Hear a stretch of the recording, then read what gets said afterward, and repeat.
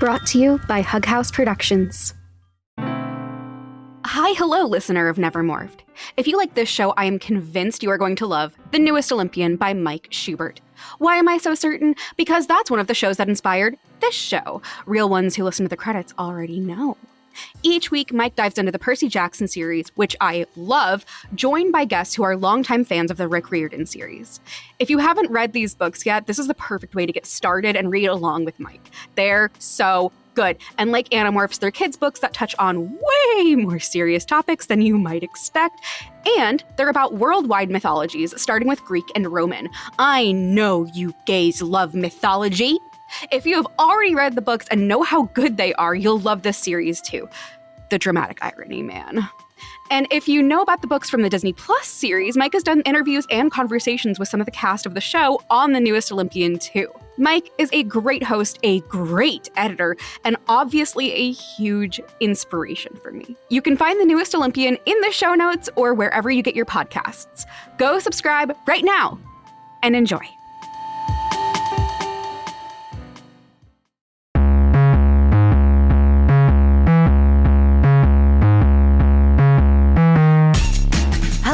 Welcome back to Never Morphed, a podcast in which I read all of the Animorphs books for the first time. This book, nope. This podcast is about books for kids, but it's not for kids. So if you don't want to hear me say the fuck word a whole lot, you should get out of here. This book, I am joined by, again, wonderful Joshy Rubino. We're talking about this time travel book. Okay, sure, I guess. And I just want to remind you that Josh is a fantastic actor. He is really spectacular. I know that he's also just like a darling and charming guest, but I implore you to please go out and listen to Windfall, where he is like unrecognizable because he's a fucking great actor. Windfall is such a great podcast. I think that people who like Animorphs are really going to like it. Again, maybe like if they're children, maybe not. Honestly, if they're cool children, probably. Windfall is so good. It is a very political sort of sci-fi space drama adventure. I'm going to link my review to the first season in the notes here. It's so good. Go listen to Windfall, please, and enjoy our conversation about this book that is ultimately, who would have thought, a time travel book that winds up wasting your time completely? It's shocking, but we had a good time anyway, and I hope that you have a good time listening. As always, it would mean so much to me if you like this show, if you could throw us some money every month over on Patreon, or not even every month. You can buy individual instances of like a notes document, which I'm currently in the process of reading the Andalite Chronicles, and I'm only like, I don't know, like 10% into it because it's really long. And so far, it's already absolutely fucking insane. So if you want to watch me write the notes as I'm writing the notes, or if you want to hear the live reactions as I'm doing those when I can, you can do that. It's within your power if you have the ability to do that and join me for the ride on this experience that has already proven to be frankly unbelievable and astounding and shocking. So that's over on patreon.com/hughousepodds. Otherwise, enjoy the episode. Enjoy these next couple of episodes. It's going to be a good time. This one is perhaps a little bit more tangenty than usual because this book is something. Enjoy. Sweet Joshy, hello. I am so excited to have you back here to discuss book 11, which was fucking crazy. I loved this book, and I'm so happy to be back here. This is always just like the highlight of my week is thank you recording Never Morphed. Yeah. And this book is so good in parts, but also so dumb, and I kind of love it for that.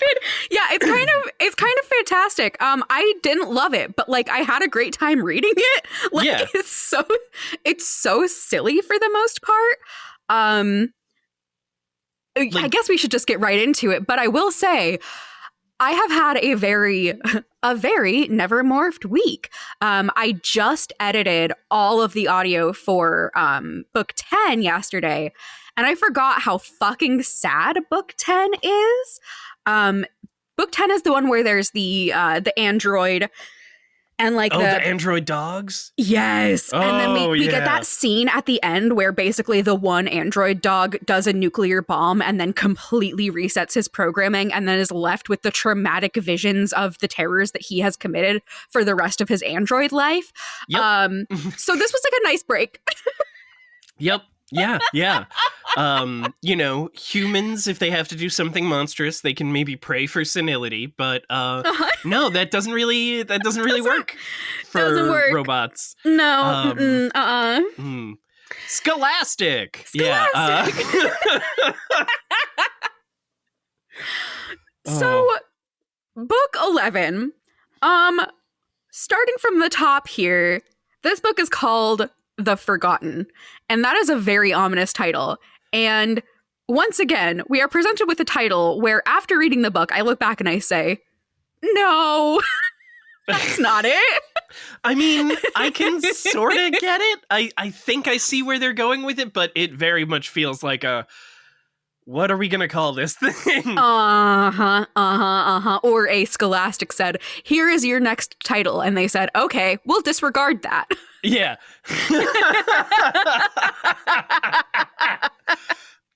I will say, one of the things I love about this book is that it is the most sci-fi bullshit I think we've seen so far. And I love sci-fi bullshit. Absolutely. Whenever I'm watching a show and they're just like, okay, yeah, no, we need to explain something with magic, but we can't just say magic. So we're going to say like neutrons a lot. Yeah. Like, it's literally that moment with Fry from Futurama just saying, got it, magic. Like, yeah. Absolutely. Oh, okay.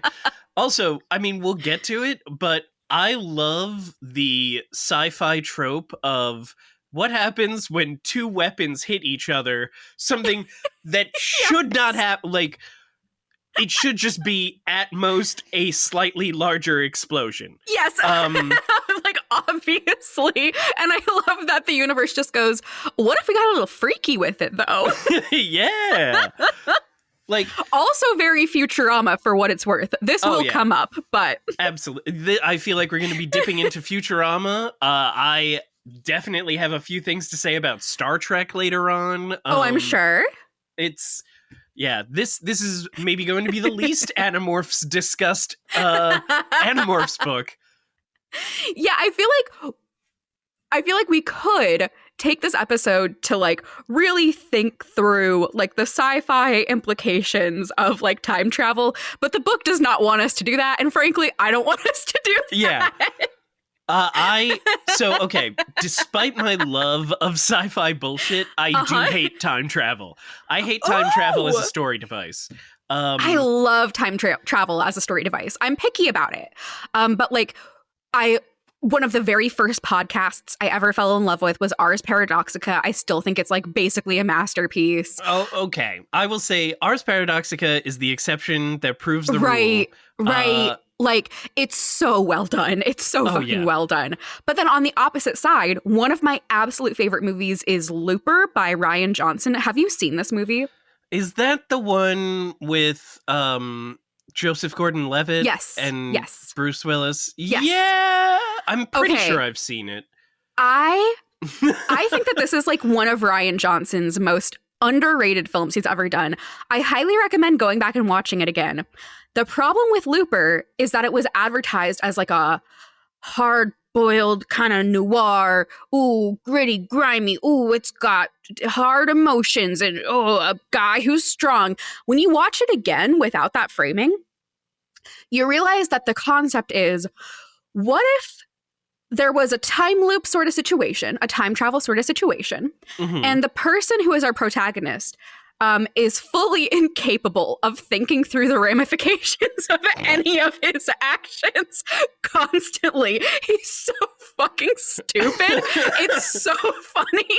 It's like really a fucking good comedy. It's also a great action film, also great soundtrack.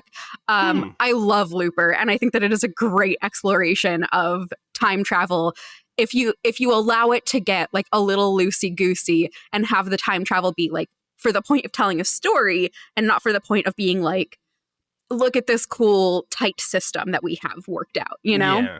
Yeah. I will say like Ars Paradoxica is an exception. Groundhog Day is an exception. Obviously. But like the usual sci-fi bullshit, like I like Terminator because I enjoy robots. Right.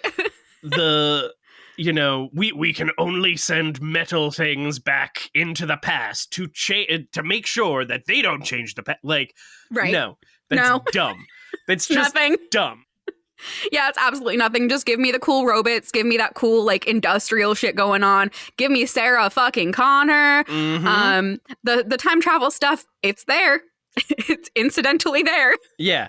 I could not possibly care less about that. Give me Bobby Budnick lying to a cop. That's it. That's all I need. That's it. So, chapter 1 oh my God, starts off... Oh, that's right. Right. The first thing we see in chapter 1 is a timestamp. And I was already like, oh, that doesn't bode well. That doesn't bode well. I didn't immediately expect time travel, but I got there pretty fast. Immediately my first thought was like, oh, are we doing a 24? Are we doing like we've got 24 hours to do something here and we're counting the time? No, but that's okay.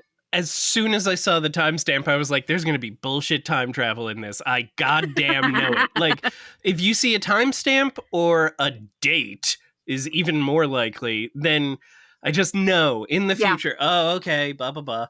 I saw that. And then we do the standard, hey, my name's Jake. I can't tell you anything more about me. And I feel like this intro is maybe the most like grimdark intro. Dude, right?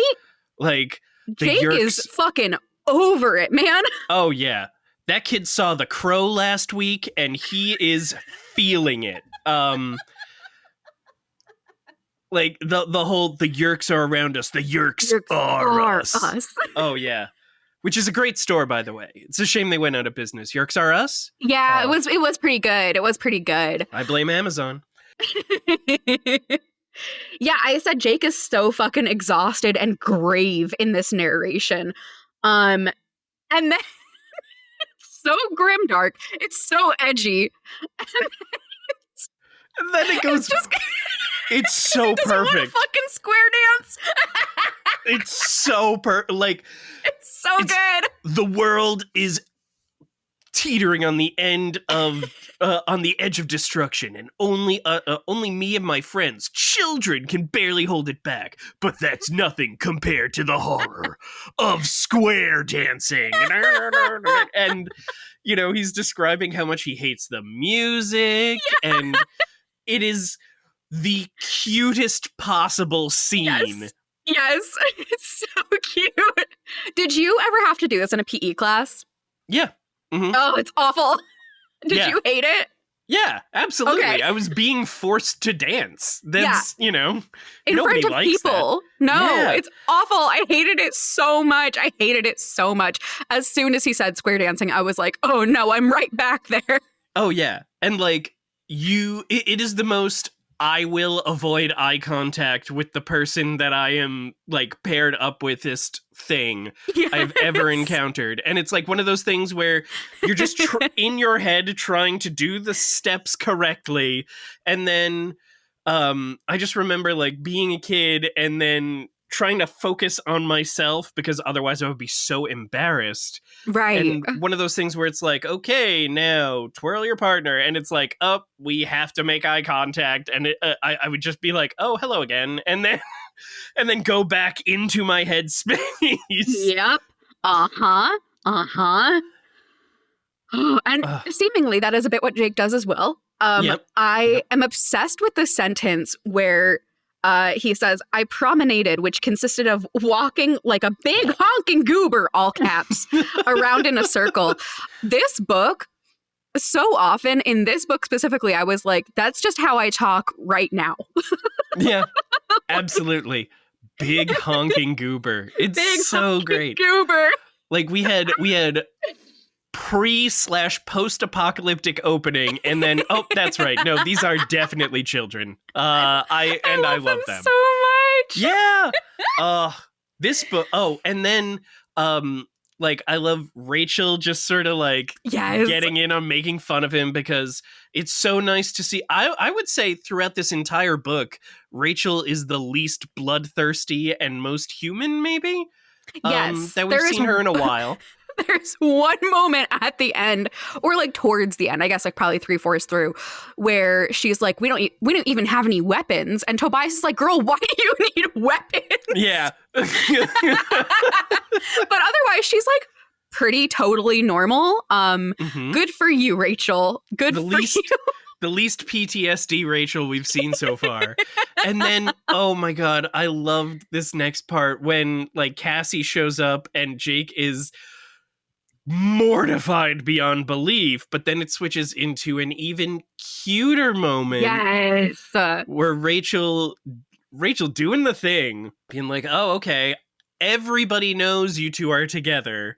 Right. Let me just get Cassie in on this. And then, oh, it's so sweet. And it's so nice to see these moments for the kids in the book.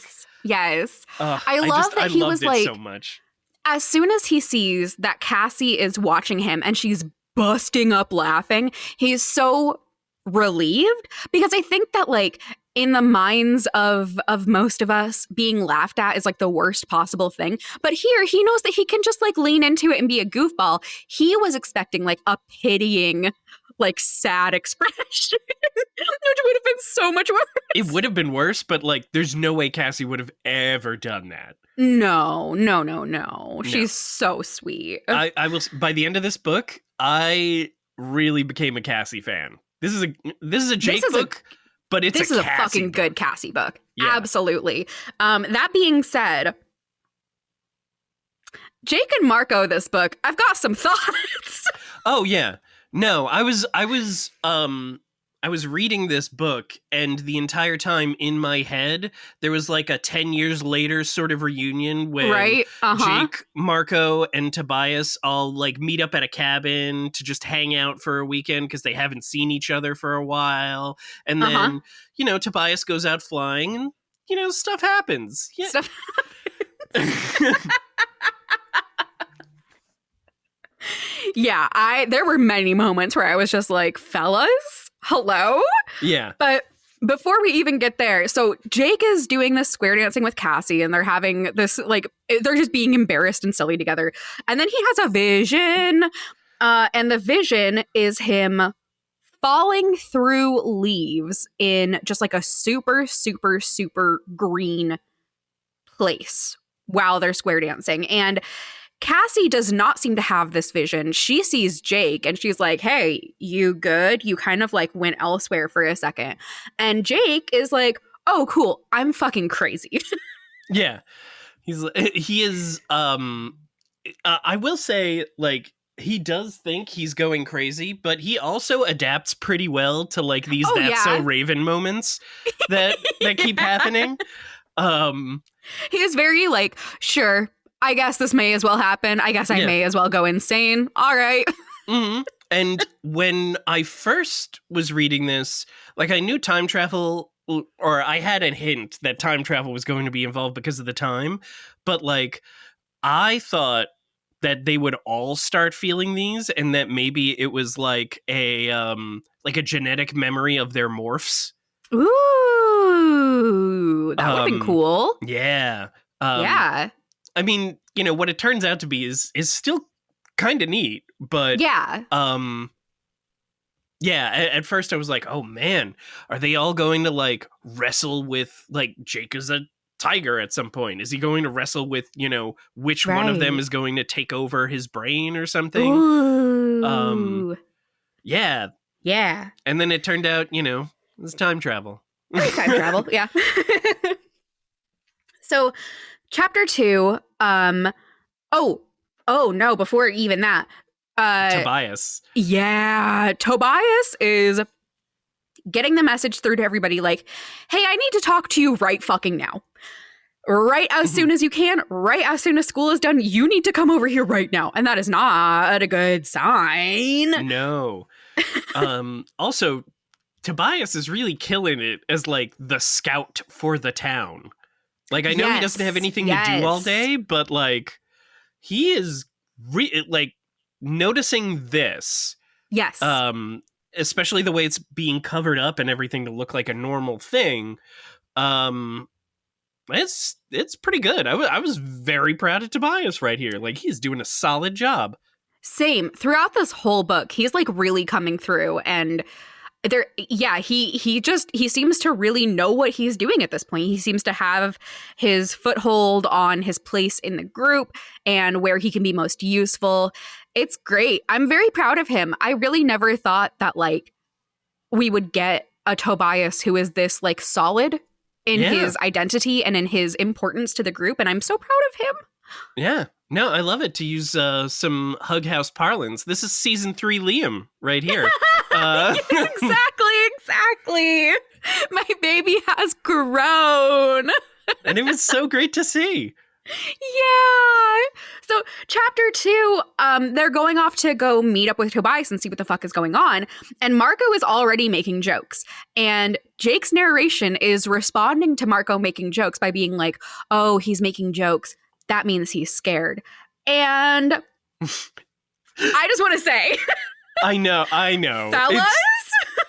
It's like, there were some moments in this book that were just like 5 seconds from like Jake brushing a strand of hair out of Marco's face. Exactly. And Marco doing the same thing back. Let's be very clear. Mm-hmm. Or Marco being like, that's smile number 7. I know something's wrong. Like, Yes, exactly. They are going to go meet up with Tobias, and they see Tobias flying towards them. It's about to start raining. They get into bird morphs to join him to go to the Safeway, which I was not expecting, and they were not expecting. We hit chapter 3. We are at 3:51 p.m. I didn't track the times on the first 2, but that's fine. Yeah. So they go to this grocery store, and he's like, hi, look at it closely. And we find that the grocery store, it looks like there was a huge fire. It looks like, wait, hold up. I'm just now realizing okay. I think I know what was going on here. But because of the way that this book resolves, I don't know if I know what was going on here, actually, huh? The way that Tobias describes it is, right. This ship crashed into the Safeway. Yes. So there's a wall that's blown out. There was a big fire, and there's like big skid marks through the parking lot that they can see, like gouges through the parking lot. So I'm guessing that they were working on this new experimental bug fighter, which we'll get to, and at some point crashed into this grocery store. And I guess that's it. But I think I just have so many questions about the bug fighter that we don't know yet. Is it like, do you think it's like a time loopy sort of thing? Like the bug fighter crashed because they crashed it in the future? Oh. Ooh, I honestly thought that they were just like doing a bad job. Like, yeah, that's what I assumed. Honestly, for most of the Yeerks are not particularly competent, and no, we've gone over this. It's because Visser 3 definitely kills anyone that gets too competent who follows him. Yes. Yeah, so this could be a time loop thing. We'll get there. Fools! It could be Yeah. just. He said it so many times this book. Yeah. I was so happy. We get a lot of good fools in this We book. really did. It could be that they were just doing a bad job. Mhm. But they do essentially find, like, something is going on in this fucking Safeway, and we really do need to investigate it. They do like a preliminary overhead bird look. Yeah. Um, Chapman is acting as foreman, which is so funny. yeah. Like, why is the vice principal of their school? I mean, we know why, but like, Right. how are they explaining that? Yeah. Well, actually, you could explain that nowadays really easily because everyone involved in education needs to have a second job. But God, it's so true. Oy, oy, oy. Yeah. I just like am obsessed with that image. Something about Chapman just being around in other places that aren't the school is always funny to me. Yeah. And I just love when they put him in little situations, and this is a very funny little situation to put him in. But it also kind of works because when you're a kid, you see like I mean, at least when I was a little kid, I definitely saw my principal and vice principal as these unflinching pillars of authority. So like, yeah, of course they would be around town doing various authoritative things. They're the leaders of the school. Yeah, Like, it's the school. It's the president of the school, and presidents do important things. yeah. So they also notice that all of the human controllers who are working on things, they look fucking stressed out. Somebody fucked something up. Like, this is not going well. They all have machine guns. That's right. I love when they have machine guns. It's so funny. I mean, it's not funny, but it's just like, again, all of this is just such a hilarious image. Like, we've got Chapman on one of these like big, like industrial tractory object mover sort of machines. All of the everything that was in the Safeway is just pushed into a corner. A pile. Just a big pile of rotting groceries. Yeah. And like a bunch of people standing around with machine guns. Like, guys. You gotta get better at being stealthy. You gotta. Just a reporter showing up because it looks like there was a fire. Oh, can you comment on this, principal or vice principal Chapman? Yeah, there was a grocery explosion. Move along. Right. Like, as you do. And everyone is strapped. Like, why? This is the king of King Cullen is going to be visiting, so we have to prepare. Like, it's so good. Oh, this book is so goofy. They all turn to Jake and be like, what do we do? And he is like, man, I hate being the leader so fucking much. I don't know, guys. I'm not even really the leader. It's fine. You can do whatever. And then he gets another vision. mm-hmm. And this is of a big jungle cat. He is in this jungle again. There's this big jungle cat looking at him. And that's kind of it for that one. He comes back and he's super disoriented. He knows that like the feeling of what he thinks is the hallucination feels exactly as real as him, like how he experiences the present time. Yeah. Like, yeah, it doesn't feel like a dream. Yes. Thank you. And so he's like, okay, fully crazy. And I do just want to say, like, hey, remember that time a whale gave visions to Cassie?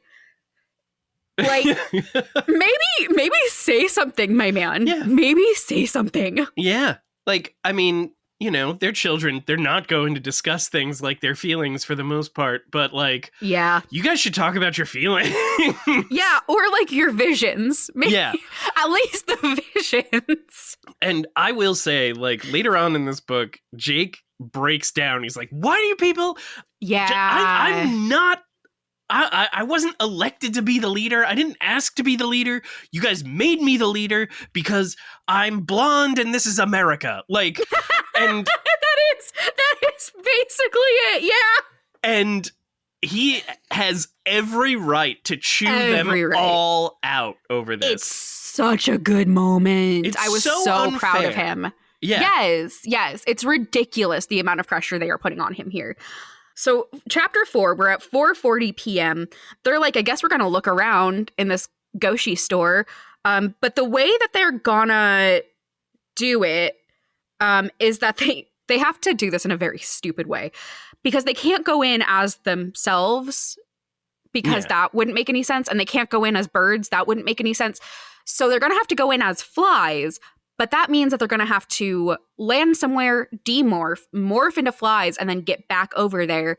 And because of the layout, this means they're going to have to cross like a highway. Yeah. As flies, as it's starting to rain. Well, don't they break first?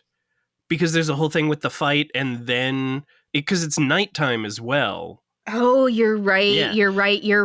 Because they break. They're like, okay, we're gonna meet up at 7:30, I think it was, and then from there we'll turn into flies because there's just huge piles of things rotting, and we can see what's going on.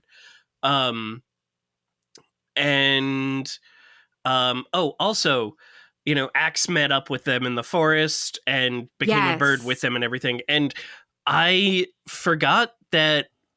I don't know if they mentioned this in previous books, but how Axe eats. They mentioned it here where he eats plants through hollow hooves. And I don't know what it is about that, but it squicks me the fuck out.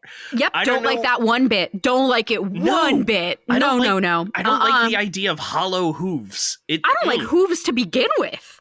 Oh, yeah. Yeah, so then they break, you're right. And before they break, or after they break, and before Jake gets home, you know that moment where Jake is like, oh, Marco is stressed, and I can tell because he's making a lot of jokes. Marco does the exact same thing right back to Jake. Mm-hmm. Fellas? Yeah. Yeah. Hello? I can see that your perfectly chiseled jaw is just taut from stress, Jake. What did I say? No, your jaw is taut. That's what I meant. It's someone else's jaw, actually. I knew because of somebody else's jaw. Yeah. What is that? Is that what? Oh, the fight. The fight is tonight, right? Yeah, manly. So chapter 5, we're at 5:15. Jake gets home. I know they're all kids, but like I feel like if any of them was just going to be like, oh yeah, no, I've been bi the whole time, it's gonna be Marco. Like, obviously. You can't convince me that this boy is straight. I think that the Applegates have full on said Marco is straight, and to them I say, no, the fuck he's not. No, he's Come on. He's straight in that he's half straight. Yeah, in that he's bi. Like he's straight on his dad's side. Yeah. I'm also refusing to believe that his hot mom is straight for selfish purposes. You know what? That's fair. Thank you. I want nothing but the best for you and Visser Al Ghul. Thank you. Me and my beautiful fictional wife from several decades ago. Hey, you know what? You're who she came back to Earth for. Aww. There you go. Oh, what a lovely wedding. So it's 5:15. Jake is realizing that, yes, there is a fight tonight. There is some sort of boxing that's happening. And Jake's dad is like, so we're watching it. And he's like, fuck, man, I don't have the time for this shit. But he knows that he can't get out of it. Then so Tom is also, Tom Controller is also like, yeah, stay here for the fight. And he's like, well, fuck, now I especially can't get out of it. Then there's this little passage where the narration says, Tom and I fought in the same war, on different sides. It was strange thinking of Tom, still alive deep down inside his own head, trapped, powerless, but able to see and hear and think. Did he enjoy watching the fight through eyes he no longer controlled? Was there anything at all he could enjoy? And my note here in response is, yeesh! Yeah. No, Yeah. there's like a couple of passages in this book, like the opening and that, where like no matter where Jake currently is, he's on the ledge of a building in Gotham City when it's raining. Yes. He's just talking to himself there. Yes. Yeah, he has a couple of like Rorschach monologues in this book. Yeah, that is so accurate. So oh my god, Animorphs. Yeah, where were we? Oh yeah, so they're watching the fight. Yeah, they're watching the fight. Jake is going all melodramatic, but it's written very well. Like it is a very good like thing to be thinking about. Yeah. And it's also like a nice little scene because, you know, it's the two boys and their dad, and like even though there's this terrible stuff happening under the surface, they're still like hanging out with their dad and they're making fart jokes about bean dip, and it was really cute for like half a second before you know you think about the ramifications. Like yeah, because he's about to be late for their meetup, and he knows that that's not a good look, and he knows that they're all depending on him because, again, he's the de facto leader for no fucking reason. He's blonde, yeah. He's blonde. And then he gets another vision of, you know, this forest, and I just gotta, again, fellas, there's some moments here. So,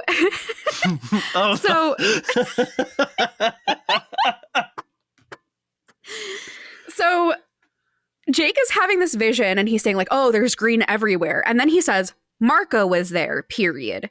And the others, period. Oh, so Marco's going to get his own whole sentence? Yeah. And then he continues, in this vision, Marco was talking. In a jungle fighting brain-stealing aliens and 10,000 annoying species of bugs, and our resident space cadet is a hot-looking monkey. This book is homoerotic. You cannot tell me otherwise. Yeah, I mean, as far as the entire series goes, I feel like the only reason there's not a love triangle is because one of them's a bird. Like, yeah. But also, there is another love triangle where one of them's a bird. Yes, that's true. Jake's got to stop being a coward. Go for the bird. Go for the bird. Go birds. So this is when I realized, like, oh, we are absolutely going to be doing time travel in this book. I don't remember why I realized that, but this is when I was like, this is what's going to happen. So he finally arrives after this fight. He's apologizing for being late. He crash lands because he's so anxious about being late. And Jake has this sense that something about 8:19 p.m. is important. Okay, that's when I said, I think this book is going to do time travel to me. So 8:19, we know is going to be important. And chapter 6 starts out 8:19 p.m. Yeah. They are across the highway, morphing into flies. This is typical Animorphs body horror. We've been here before. Oh, it's so gross. I was eating really when I read this, and I had to stop. I don't know. Girl, that's on you. It is like I you know, I've got a day to myself. I went out for sushi, and I sat down, and I was reading through most of this book, and then I get to them morphing, and I'm like, oh, this was terrible. Let me eat my squishy food while I read about them transforming. Don't do that again. No, it was a poor decision. So they're flying across the traffic, which is especially hard because there's raindrops, and the raindrops are buffeting them, and then there's cars, and then there's windshields, and it's all like a fucking mess. But at one point, Marco they're talking about like how fun it is to fly as a fly. And Marco is like, ooh, Tobias, you think you're so cool getting to fly around. You don't know anything until you morph a fly. Marco, you can't say that. No. Marco. And then Tobias is like, okay, you little shits, you're going in the wrong direction. Yeah. But also, yeah, you can't do that. Marco's an asshole this book. He says some shit. He does. He's a little shit stirrer this entire book. Like, normally he's a little chaos gremlin, but no, he's like somebody poured water on him, and now he is villainous. He's grounded. They're normally really good about describing what it's like to be in these different morphs in every book, but I feel like in particular this book, some of the descriptions are so fascinating, like the way flies' eyes work. All the different colors in the eyes too. Later on with how like the jaguar sees everything in the jungle. Like there's so visual descriptions of everything in this book are just beautiful. Really rich. Really, really rich. Yeah, and so they're being buffeted by this rain, which did make me think, like, immediately I had flashbacks to Pokemon Ruby and Sapphire where you're buffeted by the sandstorm. I was like, not this again. Yeah. Yeah. I you know what? I love that move. I teach it to my Nidoking every time because he's a ground type as well as a poison type. So I can poison and have the sandstorm going. That's a little tip for all you Pokemon trainers out there. There you go. Train them up right. Jake gets windshielded, but then he gets like better, kind of. And while he's being windshielded, he has another vision of being in the jungle with the chaos and falling through all these like leaves and vines. And his vision is kind of like chopping back and forth between these two realities that he's existing in this moment, which I thought was fucking sick. Very cinematic. I could like see the editing as we were going, very like intro sequence to Mad Max kind of feel. Yeah. Right? Absolutely. And then we know that there's like a kid throwing a poison spear, like hunting Jake potentially. Yeah. And then I was like, oh, okay, but I guess we're fine because then Jake survives and they get to the grocery store. Yeah. And then this, like, that happened and I was like, oh man, I don't know how I'm going to feel about them writing about Indigenous people. I think we should just maybe say up front, like, it could be a lot better. It could be a lot worse. It could be a lot worse. It was not as bad as I thought it was going to be. Could definitely be better. Yep.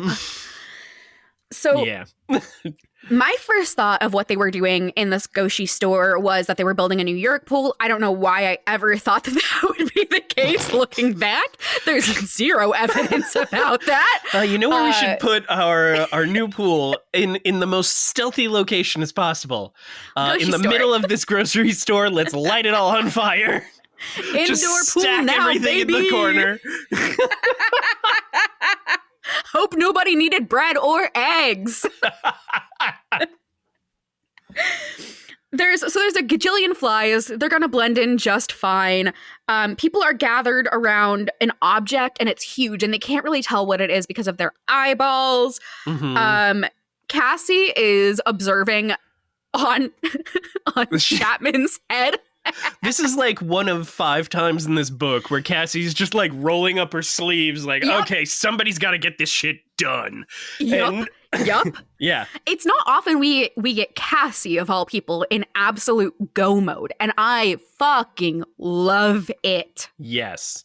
She has been like such the quiet little background character for so long. To see her like really stepping up and doing stuff in this one was so nice.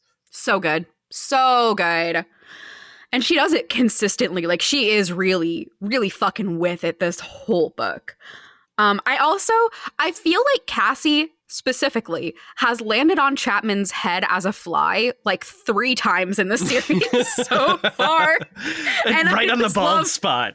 Yeah. I just love that this is her MO. Like, she's got this down. Yep. She knows exactly where she's going. Yep. So they find out that they're building this experimental new bug fighter. And it has to be over to Visser 3 in 3 hours, which is why all of them are like really fucking stressed, is because they know that this thing is not fucking ready to go. But Visser 3 wants it right fucking now. And if he gets it in 3 hours and 1 minute, he is at best eating one of them. Yes. Yes. I think he would even do that if it was like 3 hours and 4 seconds. Like, yeah. Nope. If you're 10 minutes ahead of time, you're 15 minutes late. Like, be vigilant. Yeah. Because of the way that Visser 3 speaks in this book, because he has like a little monologue later on, my internal voice for him changed. And now, not to like self-promote, but he just sounds like Captain Root in my head. Straight up. Just like he has this whole the speech that he gives to one of the minions later on to one of the minions where he's like, "You're firing into the jungle where I might be." Like, all I could hear was Root when I'm reading that. Exactly. Rachel is like, "Let's steal it and fly to the White House." Oh my god. Which is definitely the most Rachel thing to suggest. Like, yes. That girl goes 1, 2, 10. That is the way she counts. And no middle sliders. No middle sliders with Rachel. Oh my god. You know where we could get a lot of attention with this? Let's park this thing in the motherfucking White House lawn! Yeah. And Jake is like, haha, sure. And Rachel's like, okay, bet, let's do it. Yeah. And they're like, I guess. Yep. I am a child and I have had 5 seconds to think about it. Let's do it. Let's do it. Yo, Axe, can you pilot this? Maybe? All right, good enough. I guess. Yeah. So, in fact, that is their plan. Chapter 8, we're at 8:32 p.m. They get into the bug fighter, and there's 5 human controllers inside of it. And Jake, we're getting, the sort of thing where, like, they have devised a plan off screen, and we're getting put into the plan as it's unfolding. So, Jake has Tobias fly around the room once as, like, a method of distraction. But things start going bad fucking immediately. Yeah. Tobias is being shot at, and then he had come in through a hole in the ceiling, and now they're shooting at him from the hole in the ceiling. Yeah. It's like, so oh no. Can't get out. They knew that one of us is a bird and they planned for it somehow. Like, yeah. So children, it is book 11. Guys, come on. You have done this at least 10 times. Yes. And yes. I love how Marco was pointing out, like, oh yeah, these plans we make up in the heat of the moment always go really well. I'm so glad we're doing this again. Yeah, so Jake is like, okay, I don't know. I guess get in the bug fighter, Tobias. Yep. Oh my god.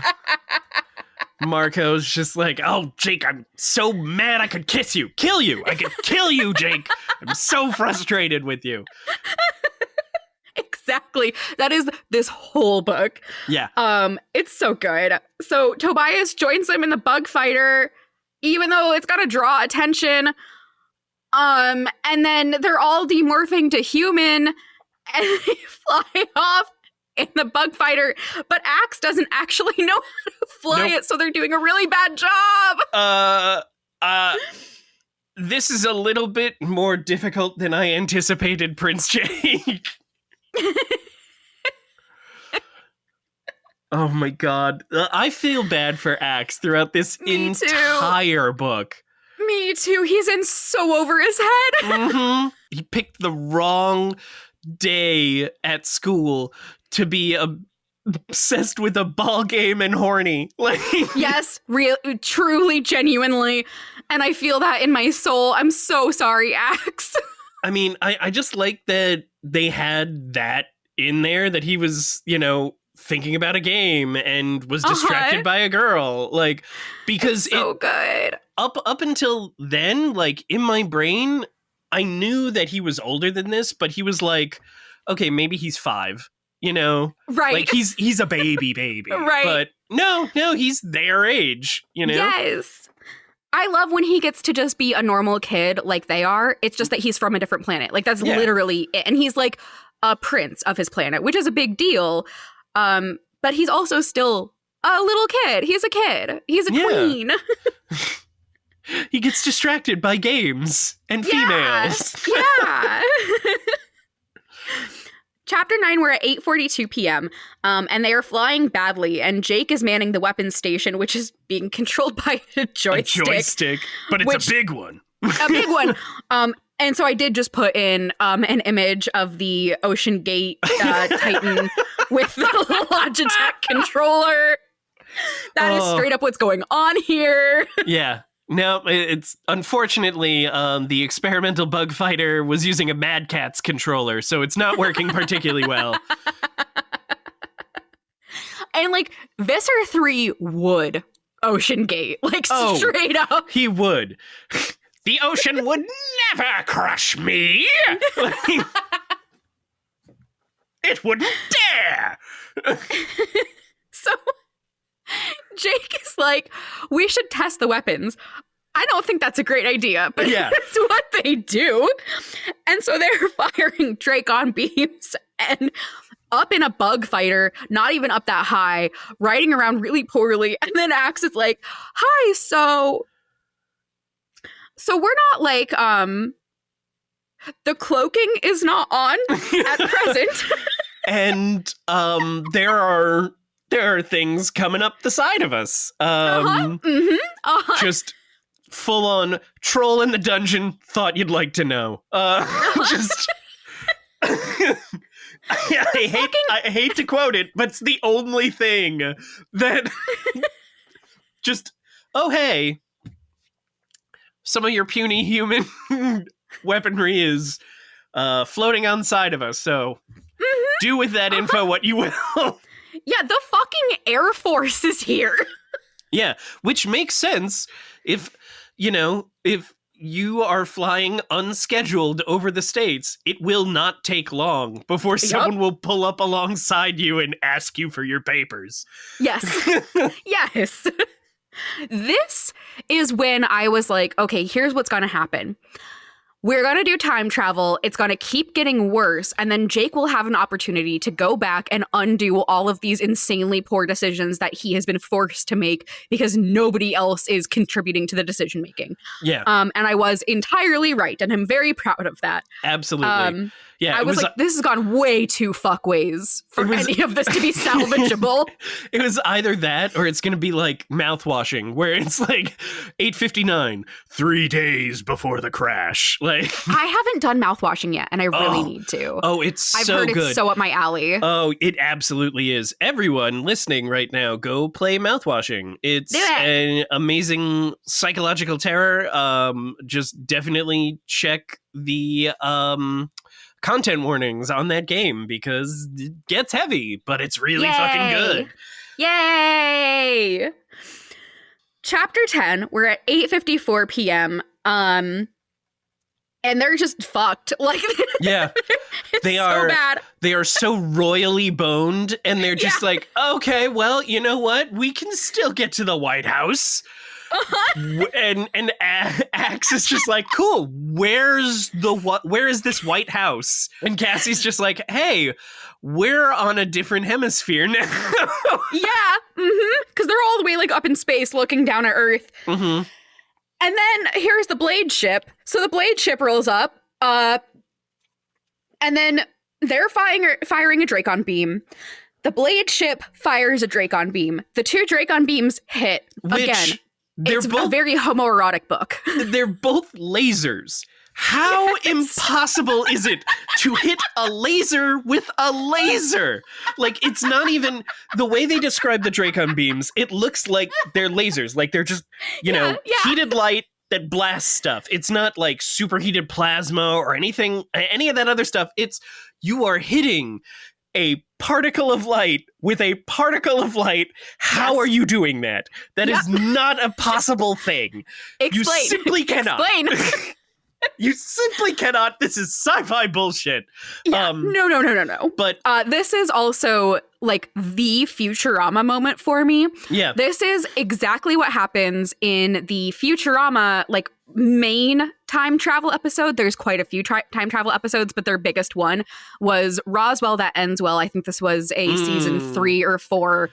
They won multiple Emmys for it. It is a fucking fantastic episode. So good. The calendar. It's Marco with the calendar. Yeah. And Bender,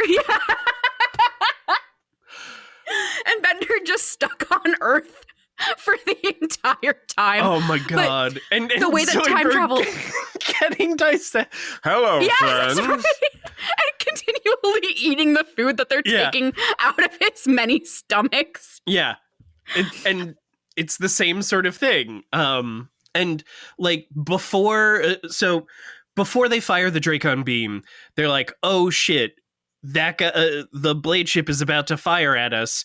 What do we do?" Or Axe is like, "What do we do?" And Jake's like, "Okay, can we take it?" And Axe is like, "Absolutely not. We might be able to get one lucky hit before we die." And Jake says, "Okay." And Marco does like a Captain Picard, go number one, fire, impression.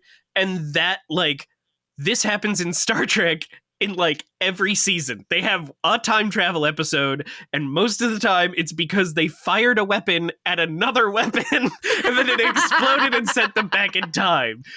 I don't know if he did that voice because they were in a ship and it was, like, a tongue-in-cheek joke, or, like, they were Trekkies and they were making fun of Star Trek, but I choose to believe it was the second one.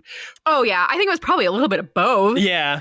Yeah. But like it's that's how it happens. And it happens in Star Trek all the time. Like they have books about how time travel might happen, and then they accidentally stumble ass backwards into this theoretical loophole once a season.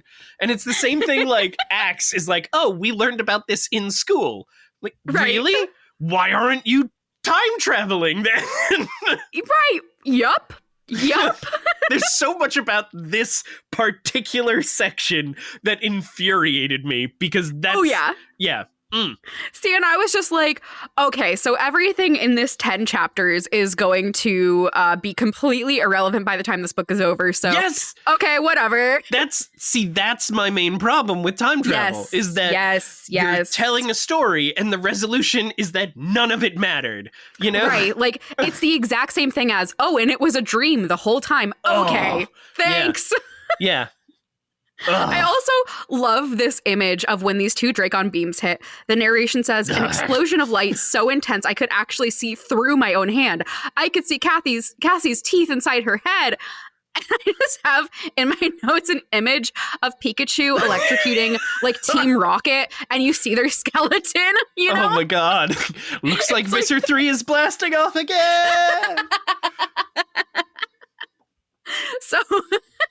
So they're hurtling back to Earth.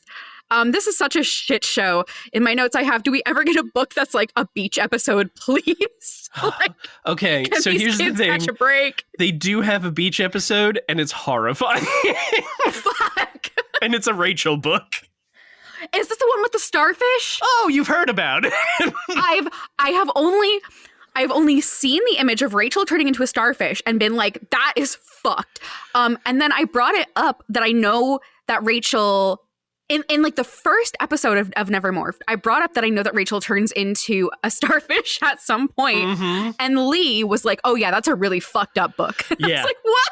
That is a book that if anybody has read Animorphs and they know about that book, they will be like, it's their rosebud. They will remember it before they die. Like, starfish. Like, it is messed up. God, I can't fucking wait. I'm it's so gonna be a good time. excited. So they are falling back to the earth. And then Jake is getting more brain flashes as they're about to die. He's seeing the square dancing with Rachel. He's seeing the jungle again. And then they crash. And then chapter 11 starts, time unknown. And I was like, oh, fuck. Great. Yeah. Great. They crash into the jungle. They use jungle and rainforest synonymously here. And I don't think that they're the same thing. Am I? I don't know. They?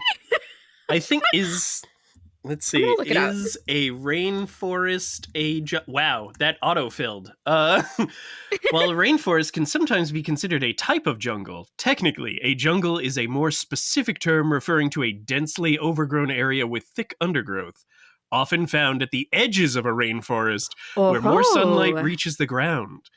Oh. Okay, this makes sense. But also, it's got, like, I Googled it, so, yeah, 50, who's to say 50, anymore? I think that they're different. They're different to me. Yeah. So Jake wakes up on this jungle floor.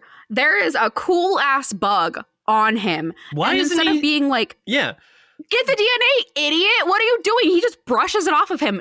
No. Yeah. Get the DNA. At the very least, I would get the DNA. I would definitely want it as a pet. I love beetles. Oh, absolutely. Beetles are cool. Yes.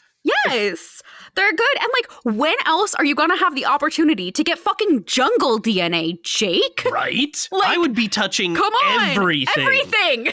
I would be a little kid in, honestly, anywhere. Just, all they do is just, like, touch every single thing. Like, I would be just, ooh, new shape. I can use this. Yeah. Yep.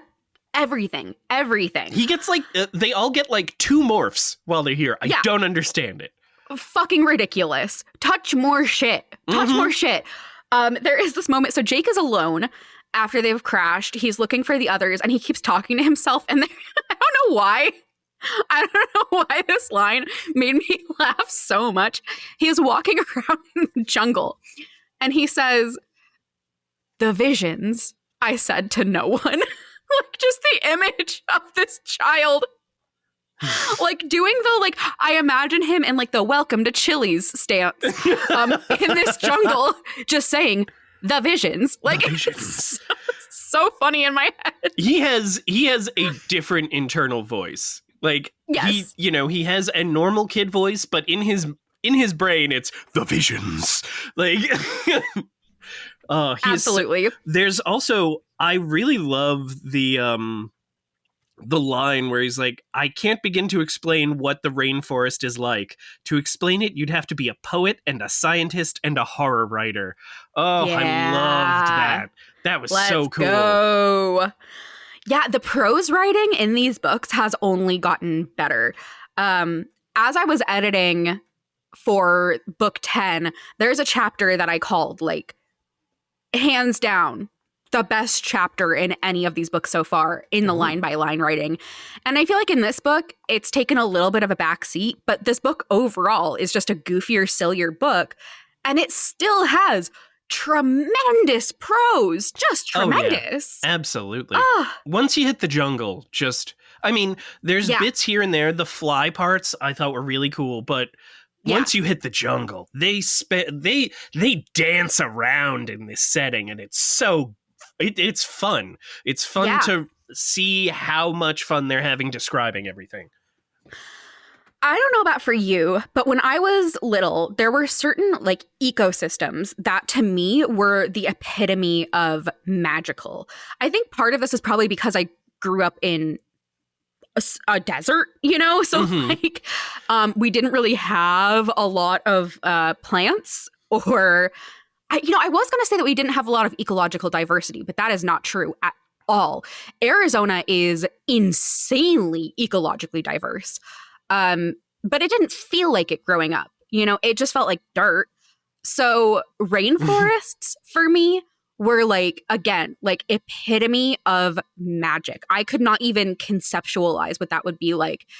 And reading all of this put me right back there again. It was like, experiencing that same sort of magic after learning how rainforests work the first time and seeing pictures the first time.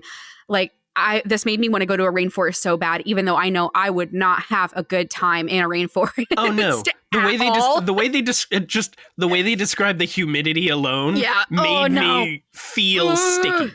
I did not care for They would describe all of the lush ecosystem that's ready to kill you. They would incorrectly describe piranhas, and then they would talk about just like the air just like sucking moisture out of you, and you're covered in sweat and just and I was like, oh no, I'll take all the poison stuff, but I don't want any of that humidity. No. If I couldn't cut it in Disney World in August, I know my limits, and they are not rainforest. Yeah. Same. So he is just talking to himself. He is convinced that he that he has square dancing induced insanity. Honestly, that would explain so much about our country if that was a thing. Yeah, absolutely. I would buy it. He's looking for the others, and he's just like, being alone in the rainforest, it's probably not good. It's probably not very safe. But luckily, Tobias has him. He flies into the scene. He's rounded everybody up. He is on top of it. On it. And I love how Jake's like, oh no, I don't know where Rachel or Cassie or Marco is. And then Tobias is like, how about Tobias? And I'm like, oh, you Han Solo motherfucker. Literally. I love him so much. He's so good this fight. He's really coming to his own in this. So the bug fighter is like totaled. Like this shit's not going anywhere. They regroup because Tobias has already rounded everybody up except for Jake. And Cassie, just being smart and knowing things, is like, yeah, so we're definitely probably in Central or South America in a jungle. Here's how I know this. Here's the flora and fauna. Yeah. She like sticks her finger in her mouth and then like holds it out for a second. It's like longitude 38 degrees. Like, and then Marco is making some dark jokes, and Jake laughs and says, "You're always such an optimist, Marco." They're in love. They are. You're always such an optimist, Marco, and you have eyes that I could get lost in. So, what is the plan, guys? Nevermorphed is hosted, edited, and produced by Will Williams. Our theme music is The Chase by Joey Hendricks. Our title is by Eddie Feely, and this podcast would not exist without Mike Schubert's podcast, Potterless and the Newest Olympian. You can find his works at shub.es, that's shub.es. Nevermorphed is a proud member of Hug House Productions. You can find more at hughouse.productions and follow us on Tumblr at Nevermorphed. Get morphin'!